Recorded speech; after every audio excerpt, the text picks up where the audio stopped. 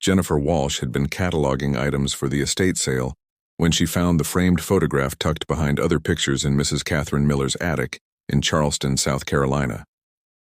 The elderly woman had passed away at 98, leaving behind a house filled with decades of family memories that no living relatives could identify. Most of these belonged to my aunt, Mrs. Miller's neighbor, Patricia Adams explained as she helped Jennifer sort through the belongings. Catherine never married or had children of her own, but she kept everything from her family's past. Jennifer carefully examined the formal family portrait dated 1922. A well-dressed couple stood behind an ornate chair where a woman in her 60s sat holding a baby. Two young children, perhaps 8 and 10 years old, flanked the group. Everyone was dressed in their finest clothing, suggesting this was taken for a special occasion, Jennifer noted. Beautiful family, Patricia commented, looking over Jennifer's shoulder. Catherine used to say this was taken at her family's plantation house, but she never talked much about those days. Jennifer studied the photograph more closely with her professional appraiser's eye. The composition was typical of 1920s formal portraits: stiff poses, serious expressions, and expensive clothing indicating wealth and status. But something about the baby drew her attention. While everyone else in the photograph faced the camera directly with composed expressions, the baby's face was turned at an odd angle, and there seemed to be something unusual about its features. "Patricia," Jennifer said slowly, "do you have a magnifying glass? There's something strange about this baby." Patricia retrieved a small lens from Catherine's sewing basket. As Jennifer positioned it over the baby's face, what she saw made her stomach turn. The infant's face showed clear signs of severe bruising, dark marks around the eyes and cheeks that couldn't be shadows or photographic artifacts. "Oh my God," Jennifer whispered. "This baby has been badly beaten." Dr. Michael Harrison, a forensic photographer at the Medical University of South Carolina, adjusted his high-resolution scanner to examine the 1922 photograph. Jennifer had brought it to his laboratory, unable to shake the disturbing image of the injured baby. "The photograph is definitely authentic," Dr. Harrison confirmed, analyzing the paper composition and printing techniques. "It's a silver gelatin print consistent with professional photography from 1922. The aging patterns and chemical signatures all match the period." Jennifer leaned forward anxiously. "But what about the baby's injuries?" Dr. Harrison positioned the photograph under his most powerful magnification equipment and carefully adjusted the lighting. His professional demeanor gradually shifted to concern, then horror. "This is documentation of severe child abuse," he said. The baby's face was now clearly visible in disturbing detail. Multiple contusions around both eyes, swelling on the left cheek, what appeared to be finger marks on the infant's neck, and bruising consistent with being struck repeatedly. "Could these be natural markings or photographic flaws?" Jennifer asked hopefully. "No," Dr. Harrison said grimly. "These are definitely traumatic injuries. The pattern and coloration are consistent with physical abuse of an infant, probably occurring within hours of this photograph being taken." Dr. Harrison sat back, removing his glasses to rub his eyes. In 15 years of forensic work, he had seen countless cases of child abuse, but never documented so clearly in a formal family portrait. "Jennifer, this photograph is evidence of a crime. Someone took a family portrait immediately after severely beating this baby. The question is whether they were documenting their crime intentionally, or whether they were so callous they didn't think the injuries would be visible." Jennifer felt sick. The peaceful family gathering had transformed into documentation of horrific child abuse. Who would do this to a baby and then pose for a family photograph? "Someone who felt completely untouchable," Dr. Harrison replied. "Someone who believed they'd never be held accountable." 3 days later, Jennifer found herself in the archives of the Charleston County Library, surrounded by genealogical records, newspaper collections, and historical documents. Dr. Harrison had connected her with Robert Chen, a local historian who specialized in Charleston's prominent families from the 1920s. Formal family portraits like this were extremely expensive in 1922, Chen explained, examining the photograph. "The clothing, the setting, the professional quality, this represents significant wealth and social standing." He pulled out thick volumes of social registers and family histories. The composition suggests this might be a multi-generational portrait, perhaps grandparents with their adult children and grandchildren. Jennifer pointed to the elegant woman holding the baby. She seems to be the matriarch of the family. The way everyone is positioned around her suggests she was the central figure. Chen studied the background details visible in the photograph. The interior suggests a plantation house. You can see elements of antebellum architecture. Many of Charleston's wealthy families still lived in their ancestral homes in 1922. Hours of searching through records yielded disturbing patterns. Chen found multiple references to wealthy Charleston families in the 1920s who were investigated for various forms of domestic violence, but whose cases were quietly dismissed due to their social prominence. The early 1920s were a particularly dark time for child welfare, Chen explained. There were few legal protections for children, especially in wealthy families where authorities were reluctant to intervene. In the Charleston Evening Post from September 1922, Jennifer found a brief item that made her blood run cold. Infant death investigated. City authorities are looking into the death of a young child at a prominent Charleston residence. Family members report the infant died from natural causes, but medical personnel have requested additional examination. The article provided no names, but it was dated just 2 months after the family portrait. "Robert," Jennifer said quietly, "what if this photograph documents the abuse that led to this baby's death?" Chen's face was grim. "If so, we're looking at evidence of murder that was covered up nearly a century ago." The next morning brought oppressive humidity as Jennifer stood outside what had once been the Ravenswood Plantation, now a luxury hotel on the Ashley River. The antebellum mansion matched architectural details visible in the background of the 1922 photograph. Mrs. Eleanor Foster, the hotel's historian who had worked there for 25 years, met Jennifer in the ornate lobby. "Ravenswood has a complex history," she explained, leading Jennifer to a private office filled with historical documents. The plantation was owned by the Bowmont family from 1847 until 1924. Mrs. Foster produced boxes of family records, photographs, and newspaper clippings. The Bowmont family was extremely wealthy and influential, but there were always dark rumors about how they treated people, both their servants and their own family members. Jennifer examined historical photographs of the Bowmont family from various periods. "Do you recognize anyone from my photograph?" Mrs. Foster studied the 1922 portrait carefully. "That's definitely Constance Bowmont holding the baby. She was the family matriarch, and those are her son William and daughter-in-law Margaret with their children. What happened to the family after 1922? That's where the story gets tragic," Mrs. Foster said, pulling out a folder marked Family Deaths. Several family members died unexpectedly in the early 1920s. There were whispers about domestic violence, but nothing was ever proven. Mrs. Foster showed Jennifer a death certificate dated November 15, 1922. Baby Richard Bowmont, age 8 months, cause of death, accidental injuries from fall. "Accidental fall?" Jennifer questioned. "The official story was that the baby fell downstairs," Mrs. Foster explained. But the family's former servants told different stories. They claimed William Bowmont had violent rages, especially when he'd been drinking, and that he regularly beat his wife and children. Mrs. Foster lowered her voice. One servant, an elderly woman named Clara, worked for the family for 40 years. Before she died in the 1960s, she told people that baby Richard was beaten to death by his own father, and that the family covered it up. Jennifer looked at the photograph again, studying William Beaumont's face. He appeared to be a respectable businessman, but now she wondered if she was looking at a child murderer who had posed for a family portrait immediately after abusing his infant son. Dr. Harrison's office felt tense as Jennifer, Robert Chen, and Detective Lisa Martinez, a Charleston police investigator specializing in cold cases, reviewed the disturbing evidence. Detective Martinez had accessed sealed records from the 1922 investigation into baby Richard's death. The original investigation was highly irregular, Detective Martinez explained, studying copies of police reports from nearly a century ago. Multiple witnesses reported signs of abuse, but the case was closed within days without a thorough examination.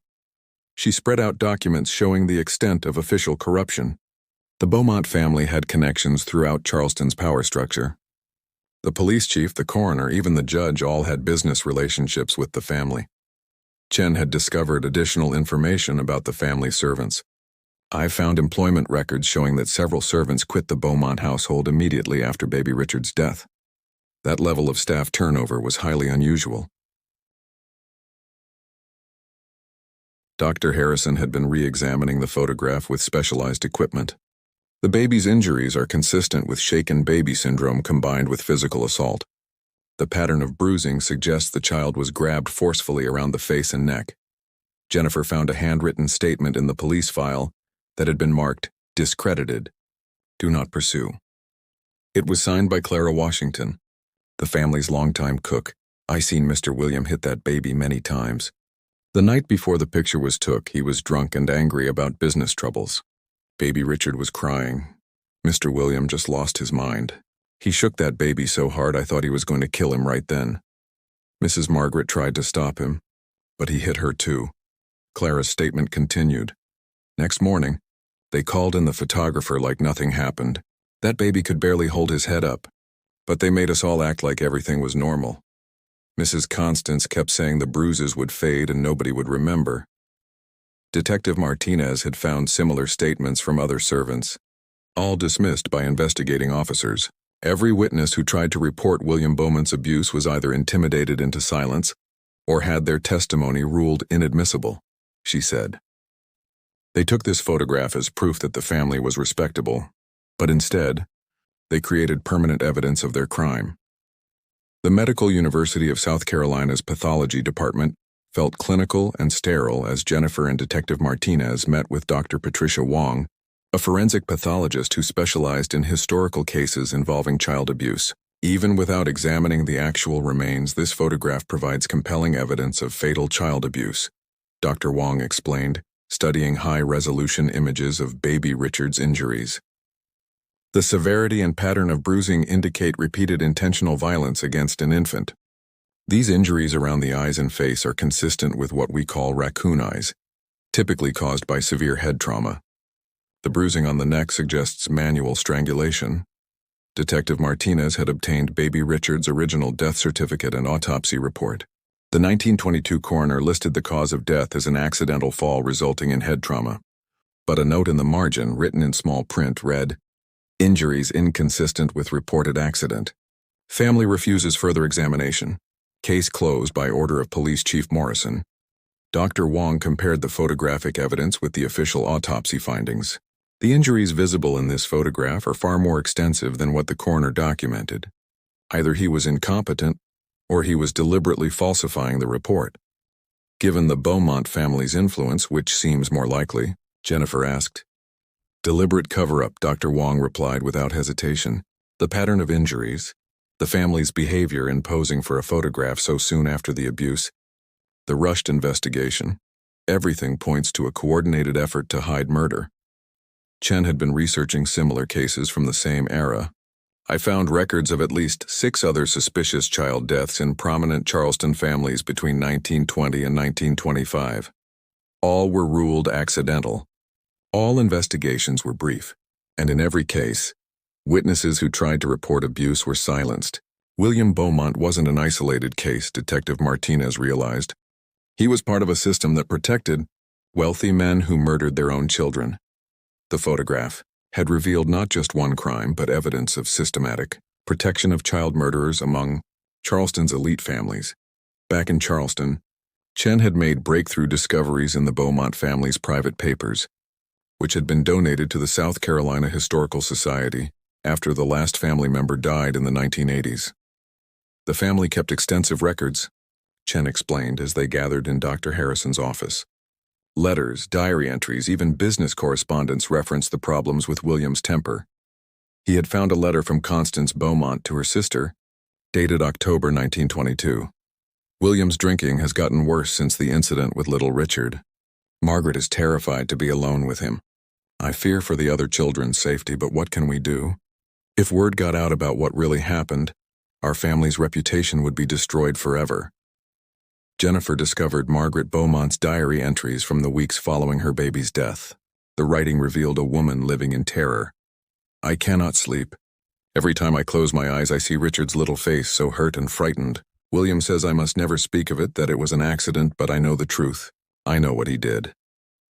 Margaret's final entry, dated just before her own death in 1923, was heartbreaking. I am leaving this record for someone who might someday care about the truth. William murdered our baby in a drunken rage. The photograph we took the next day shows Richard's injuries clearly. I pray someday justice will come, even if I'm not alive to see it. Detective Martinez had uncovered additional evidence in police archives. Margaret Bowmont died 6 months after her baby, officially from pneumonia, but I found a physician's report suggesting her death might have been suicide or murder, disguised as natural causes. Dr. Harrison had been analyzing other family photographs from the same period. Look at this. There are other images showing suspicious injuries on the children. The Bowmont family was systematically documenting their abuse without realizing it. Chen had found business records showing that William Bowmont's violence extended beyond his family. Multiple employees filed complaints about physical assault, but all were dismissed or settled quietly. The man was a serial abuser who used his wealth and position to escape consequences. The 1922 photograph wasn't just evidence of baby Richard's murder, Jennifer realized. It was documentation of a family where violence was routine and protected by money and social status.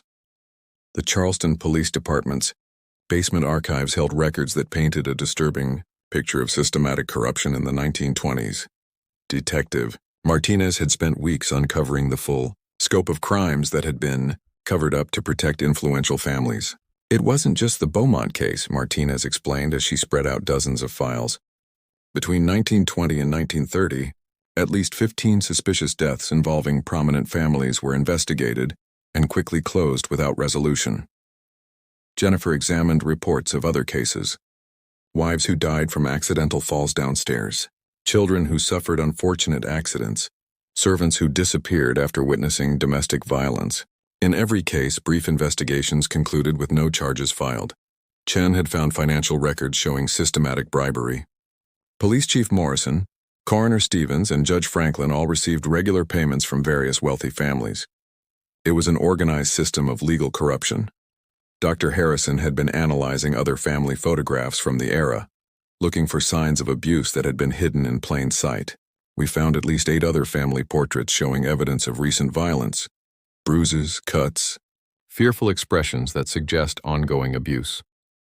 These families were documenting their crimes, Dr. Harrison noted, and they were so confident they'd never be held accountable that they preserved evidence of their violence in formal photographs. Detective Martinez had discovered that the corruption extended to the state level. Governor Morrison, yes, related to Police Chief Morrison, received campaign contributions from the same families whose crimes were being covered up. The entire system was designed to protect wealthy abusers.